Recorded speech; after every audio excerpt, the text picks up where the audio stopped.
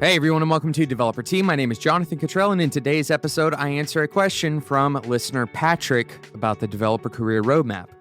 We recently finished up the episodes on the Developer Career Roadmap. It is a 9-part discussion, really multiple episodes, more than 9 episodes where we covered this. And Patrick wrote in during the process of the recording. In fact, he wrote in back in October asking about Step 3, or Part 1 specifically of Step 3, where we talk about the different types of workplaces that are willing to hire developers. So this is Patrick's question. He says, "Hi, Jonathan. I hope you are doing well. My name is Patrick. I'm a regular listener of your podcast. Keep up the great work. I finished listening to Developer T podcast DCR Step 3, Part 1. I have a question about getting hired at one of the 3 types of entities that hire software developers. What if there isn't a company in the area where I live? The area that my family and I live has basically no tech. It's been a little depressing because I've been learning and investing in iOS and Swift development for the past year and a half or so, and I'm diligently transitioning from casino pit boss to iOS developer. My solution is to go it alone in the App Store and run my own company. Relocation is not an option, but traveling is. Thank you for the value that you give. I appreciate it." Well, Patrick, thank you for writing into the show.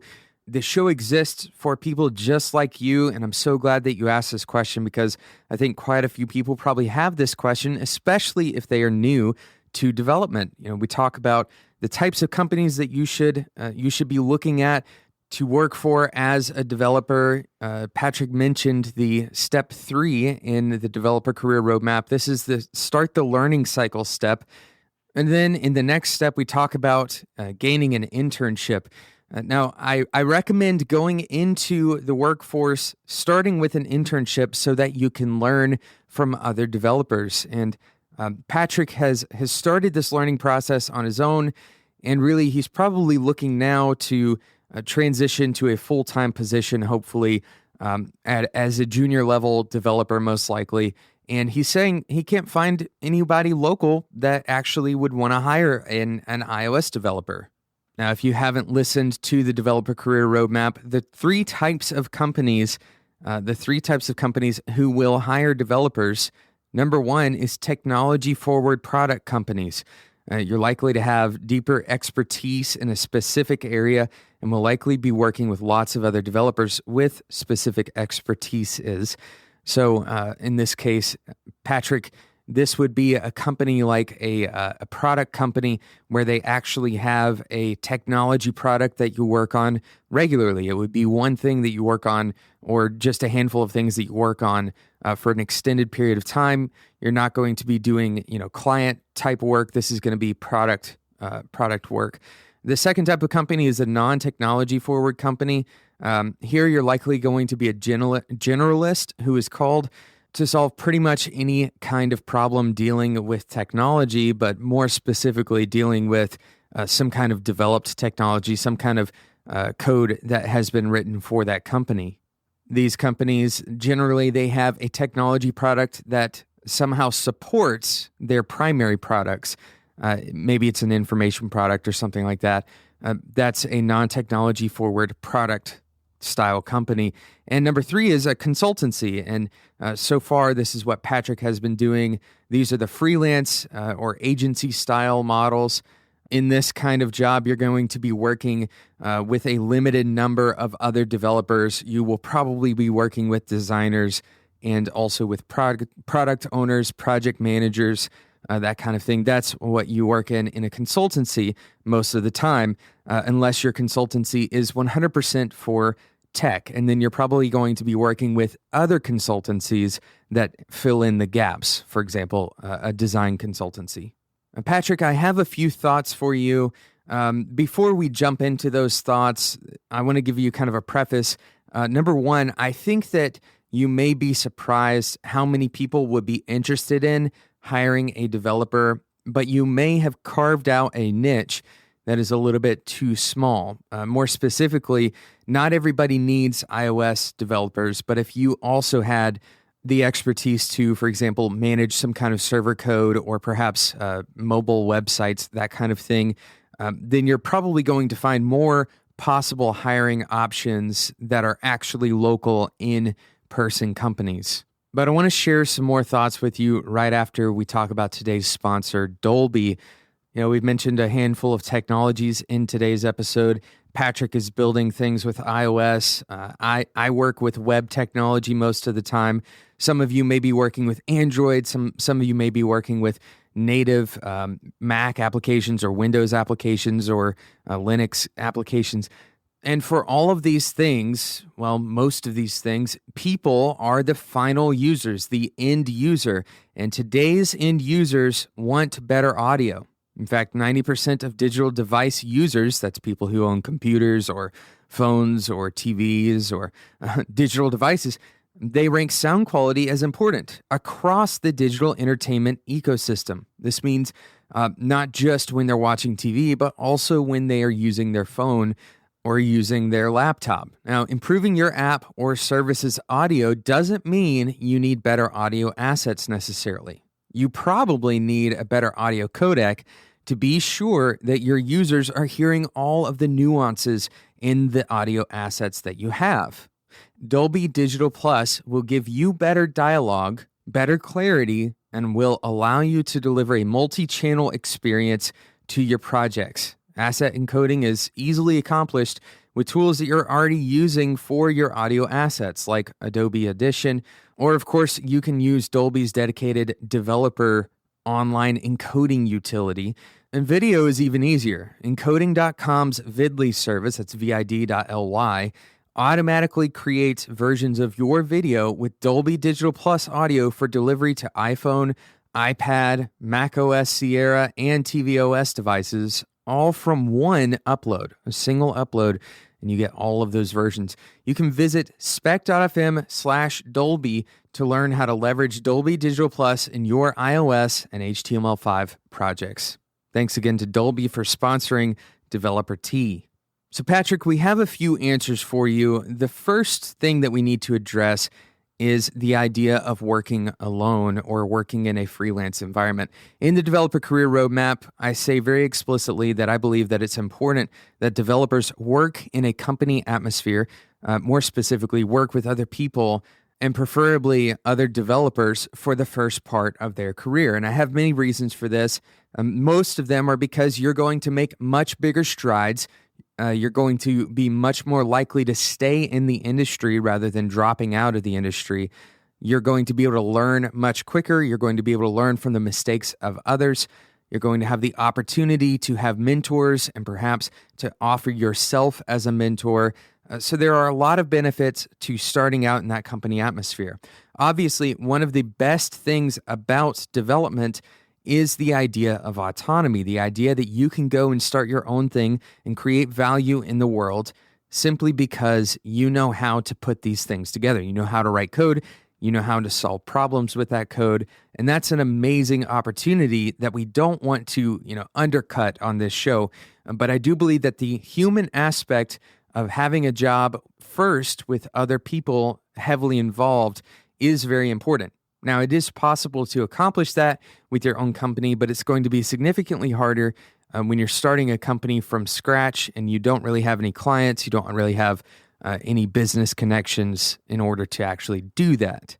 So my recommendation is going to stay the same for you, Patrick. I believe that it would be useful and worthwhile for you to consider working with other people in a company. Now, that doesn't mean you have to shut down the company that you've already started building.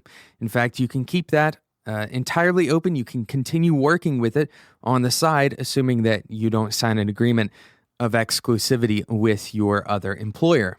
So how can you find a place that you can actually work for when there are no places around? Well, another amazing benefit to working as a developer is that you can work remotely. And hopefully you know this by now, but if you don't, then let me be the first to share the amazing news with you. Our jobs are perhaps the most mobile jobs on the planet. We can take our devices with us and continue working on whatever it is that we were working on in the office. We can continue working on that same thing at the beach. Now, before we get ahead of ourselves and think that that means that we can just travel the world our entire lives and code all the time, most jobs, not all jobs, some jobs allow you to do that. Most jobs do not allow you to do that. And why is that? Well, because there are some things that benefit from in-person interaction. And there are some parts of the job that benefit from that face-to-face communication, that client meetings, for example, or sitting around a whiteboard, a physical whiteboard, and drawing on that whiteboard. And different companies value that kind of interaction differently. So some companies will absolutely allow all of their workers to be decentralized from day one. That means they can work anywhere that they want to as long as they are available for discussion via some kind of online connection, something like Slack. On the complete opposite end of the spectrum, there are companies that quite literally only give you your paycheck if you have showed up for a specific amount of hours physically in the office. Now, what you're going to want to shoot for, Patrick, is something that lands basically somewhere in the middle and probably leans a little bit more towards remote. More specifically, Patrick, I think for you, since you can travel, I would find a company that is within 2 to 3 hours, and then I would try to visit that company 2 to 3 times a week.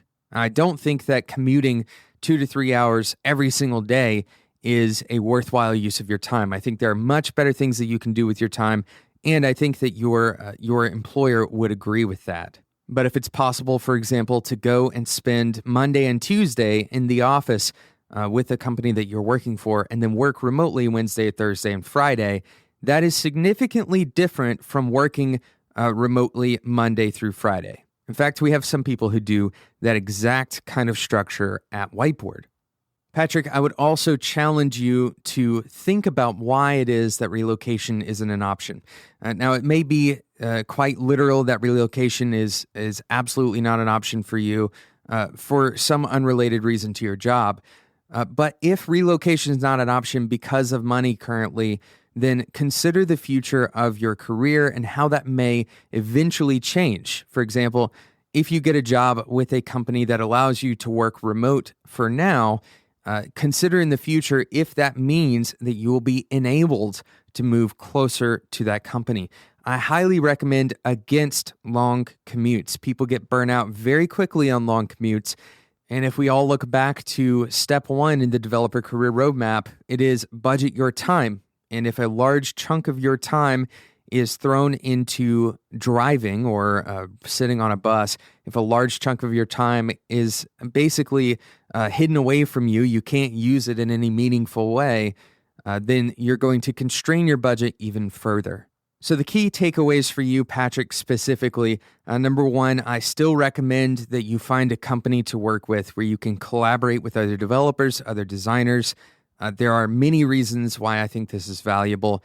I don't think that means you always have to work in a company, but I do think it's valuable, especially in the early days of your career. Number 2, try to look for a company that will allow you to work either remotely or partially remotely. That means that 1 or 2 days you are in the office, perhaps you can stay overnight. Most companies are willing to pay for a hotel room for you to stay overnight and be in the office for 2 days. You can look for a company that's 2, maybe 3 hours away and make that work, at least for the time being.